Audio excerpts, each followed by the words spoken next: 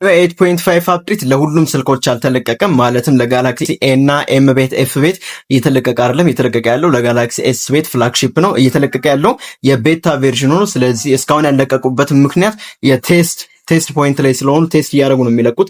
ለእናንተ ስልክ የትኛው አፕዴት ነው ተመጣጣኝ የሚሆነው የሚለውን ነው። ለሁሉም በአንድ ከለቀቁ ጥሩ ላይሆን ስለሚችል የሶፍትዌር ግሊች፣ ሶፍትዌሩ ላይም ፕሮብለም፣ ስልካችሁ ላይም ችግር ሊያመጣባችሁ ይችላል።